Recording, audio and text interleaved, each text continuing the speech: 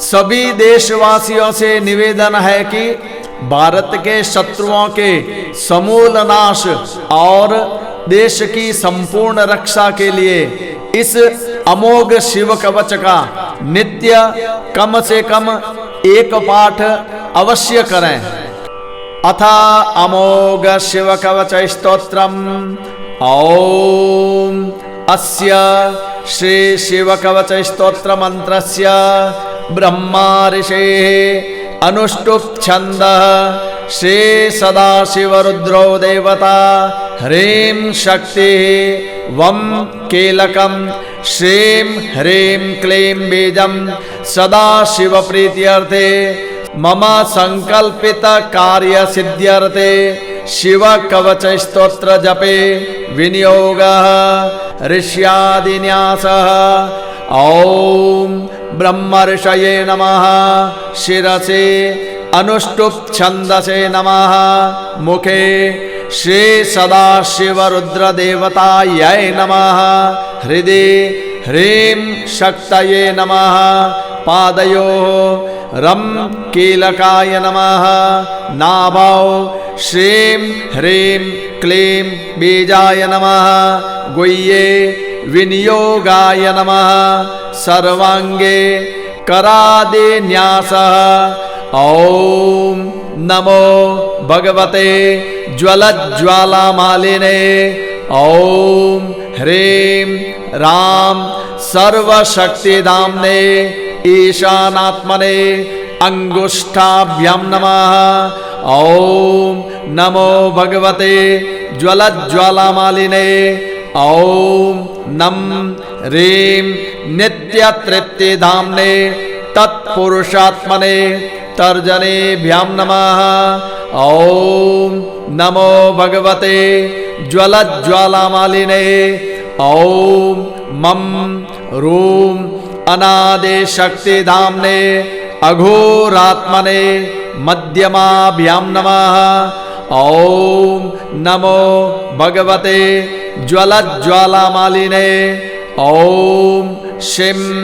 रैं स्वतंत्र शक्तिधाम्ने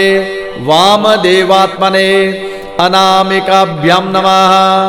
ओम नमो भगवते ज्वलज्ज्वालामालिने ओम वाम राम अलुप्त शक्तिधाम्ने सद्योजातात्मने कनिष्ठिकाभ्यां नमः। ओम नमो भगवते ज्वलज्ज्वालामालिने ओम यं रः अनादि शक्तिधाम्ने सर्वात्मने करतल कर पृष्ठाभ्यां नमः हृदयादिन्यासः। ओम नमो भगवते ज्वलज्ज्वालामालिने ओम ह्रीं राम सर्वशक्तिधाम्ने ईशानात्मने हृदयाय नमः। ओम नमो भगवते ज्वलज्ज्वालामालिने ओम नम ह्रीं नित्यतृप्तिधाम्ने तत्पुरुषात्मने शिरसे स्वाहा।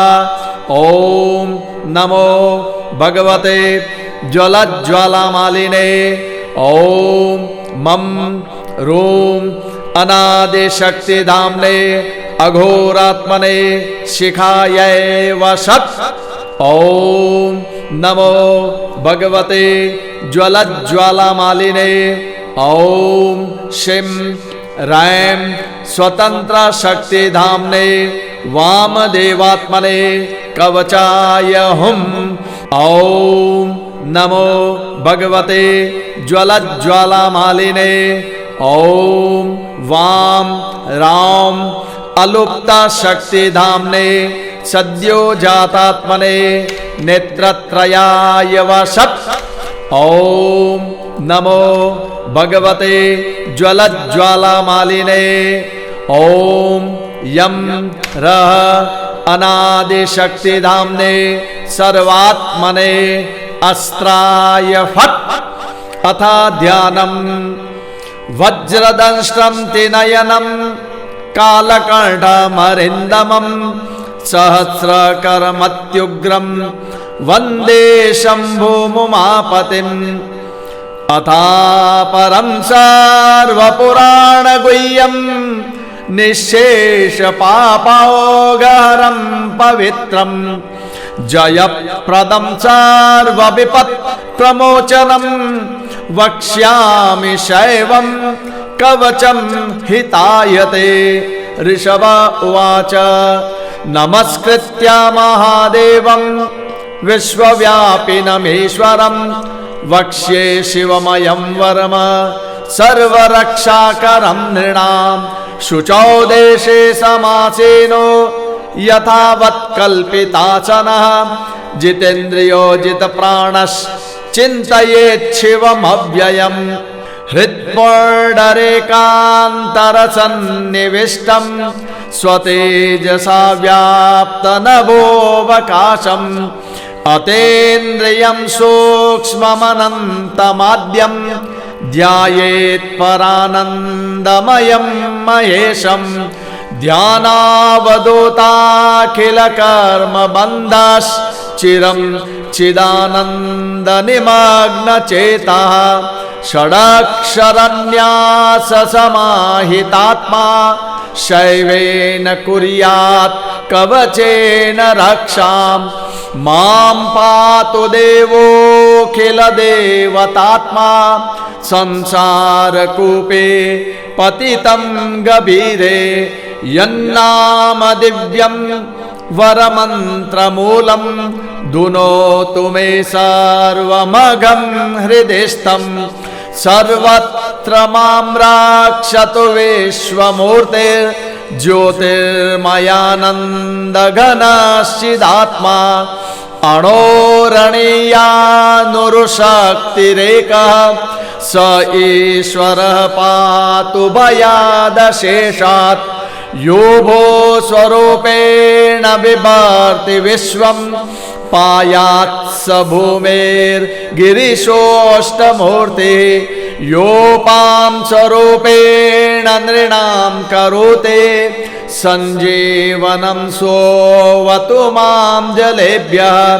कल्पावसाने भुवनानि दग्ध्वा सर्वाणि योऽन्रेत्यतिभूरिलीलः सकालरुद्रोऽवतु मां दवाग्नेर्वात्यादिभीतेरखिलाच्च तापात् प्रदीप्तविद्युत् कनकावभासो विद्यावराभेति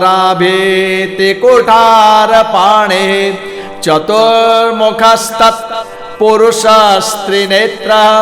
प्राच्यां स्थितो रक्षतु मामजस्रं कुठारवेदाङ्कुशपाशशूल कपालढक्काक्षगुणान्दधानः चतुर्मुखो नीलरुचेस्त्रिनेत्रः पायादघोरो दिशि दक्षिणस्यां कुन्देन्दुशङ्कास्फटिकावभासो वेदाक्षमाला वरदाभयाङ्क त्र्यक्षश्चतुर्वाक्त्र उरुप्रभावः सद्योधिजातो वतु मां प्रतेच्यां वराक्षमालाभयटङ्कहस्त सरोजकिञ्जल्कसमानवर्णः त्रिलोचनश्चारुचतुर्मुखो मां पायादुदेच्यां दिशि वामदेवः वेदाभयेष्टाङ्कुशपाशटङ्क कपालढक्काक्षकशूलपाणिः सिताद्युते पञ्चमुखोऽवतान्मामीशान ऊर्ध्वं परमप्रकाशः मूर्धानमव्यान्मम चन्द्रमौलिर्बालं ममाव्यादथ बालनेत्रः नेत्रे ममाव्याद्भगनेत्रहारे नासां सदा रक्षतु विश्वनाथः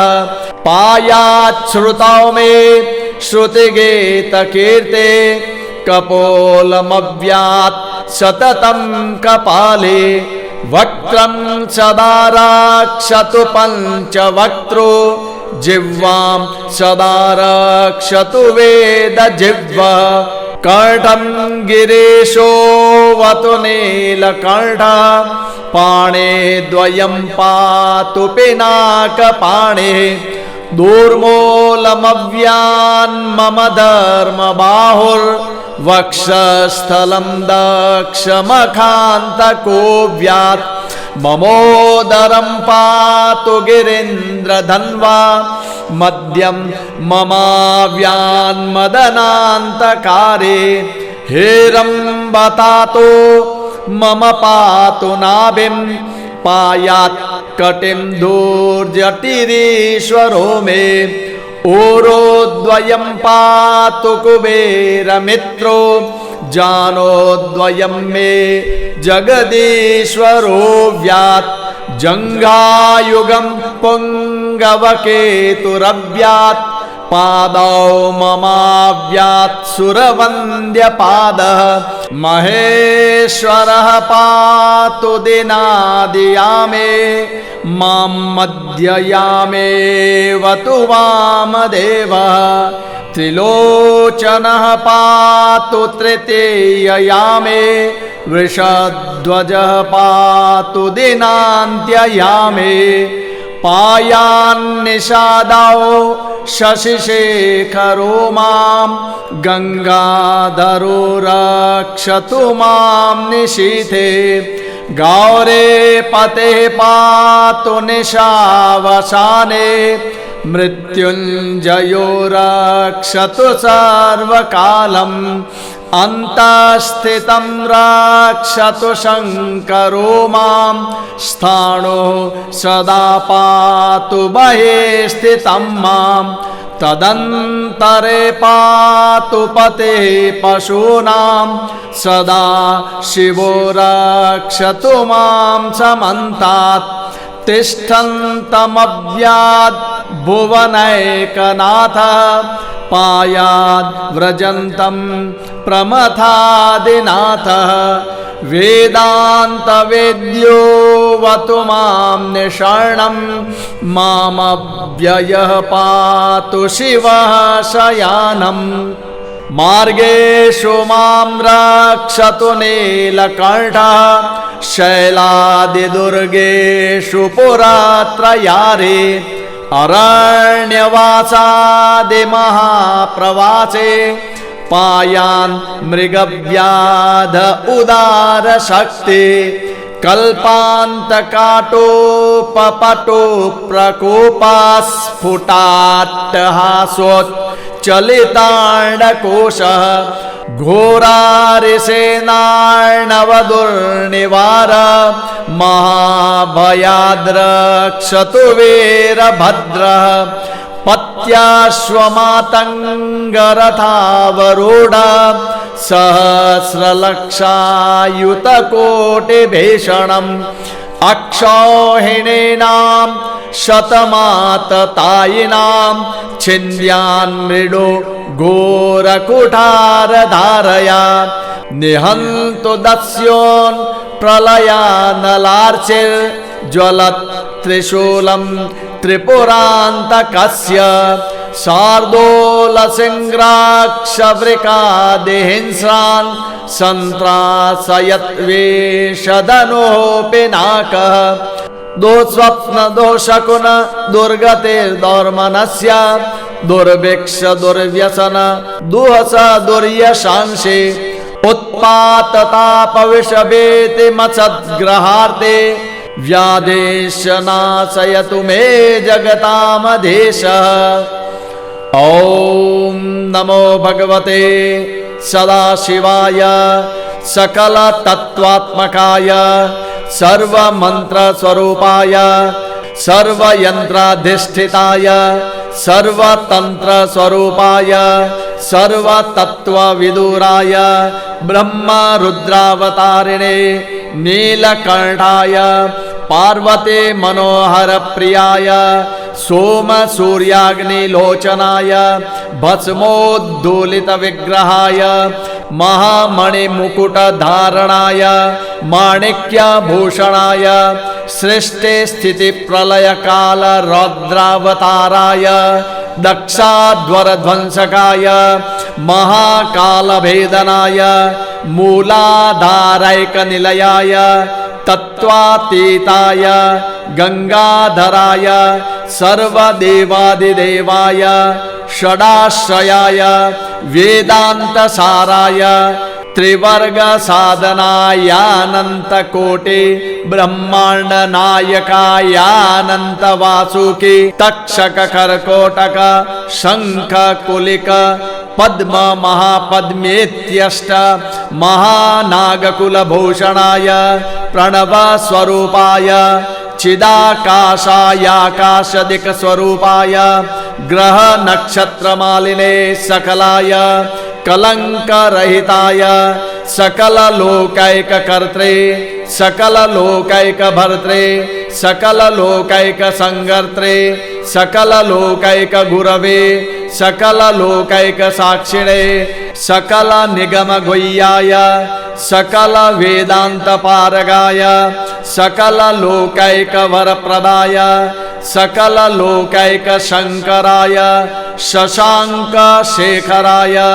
शाश्वत निजावाचाय निराभासाय निरामयाय निर्मलाय निर्लोभाय निर्मोहाय निर्मदाय निश्चिंताय निरहंकाराय निरंकुशाय निष्कलंकाय निर्गुणाय निष्कामाय निरुपद्रवाय निर्वद्याय निरंतराय निष्कारणाय निरंतकाय निष्प्रपंचाय निसंगाय निरद्वन्द्वाय निराधाराय निरागाय निष्क्रोधाय निर्गमाय निष्पापाय निर्भयाय निर्विकल्पाय निर्भेदाय निष्क्रियाय निस्तुलाय निसंशयाय निरंजनाय निरुपम विभवाय नित्य शुद्ध बुद्ध परिपूर्ण सच्चिदानंदाद्वयाय परम शांत स्वरूपाय तेजो रूपाय तेजोमयाय जय जय रुद्र महारौद्र भद्रावतार महाभैरव काल भैरव कल्पांत भैरव कपाल मालाधर खट्वांग खड्ग चर्म पाशांकुश डमरु शूल चाप बाण गदा शक्ति भिंदिपाल तोमर मुचल मुद्गर पाश परिग भूषणी शतग्नि चक्राद्यायुध भीषणकर सहस्र मुखदंष्टा कराल वदन विकटाट्टहास विस्फारित ब्रह्मांड मंडल नागेन्द्र कुंडल नागेन्द्र हार नागेन्द्र वलय नागेन्द्र चर्मधर मृत्युंजय त्र्यंबक त्रिपुरांतक विश्वरूप विरूपाक्ष विश्वेश्वर वृषभ वाहन विष विभूषण विश्वतोमुख सर्वतो रक्ष रक्ष मां ज्वल ज्वल महामृत्युमपमृत्यु भयं नाशय नाशय चोर भयमुत्सादयोत्सादय विष सर्प भयं शमय शमय चोरान् मारय मारय मम शत्रूनुच्चाटयोच्चाटय त्रिशूलेन विदारय विदारय कुठारेण भिन्दि भिन्दि खड्गेन छिन्दि छिन्दि खट्वांगेन विपोथय विपोथय मुसलेन निष्पेषय निष्पेषय बाणैः संताडय संताडय रक्षांसि भीषय भीषया शेषभूतानि विद्रावय विद्रावय कूष्माण्डवेताल मारीच ब्रह्म राक्षस गणान् संत्रासय संत्रासय मामभयं कुरु कुरु वित्रस्तं मामाश्वासयाश्वासय नरक महाभयान् मामुद्धरोद्धर संजीवय संजीवय क्षुत्रिभ्यां मामाप्याययाप्यायय दुःखातुरं मामानन्दयानन्दय शिवकवचेन मामाच्छादयाच्छादय मृत्युंजय त्र्यंबक सदाशिव नमस्ते नमस्ते। ऋषभ उवाच इत्येतत्कवचं शैवं वरदं व्याहृतं मया सर्वबाधा प्रशमनं रहस्यं सर्वदेहिनां य सदा धारयन्मर्त्यः शैवं कवचमुत्तमं न तस्य जायते क्वापि भयं शम्भोरनुग्रहात् क्षीणायुः प्राप्त मृत्युर्वा महारोगहतोऽपि वा सद्यः सुखमवाप्नोति दीर्घमायुश्च विन्दते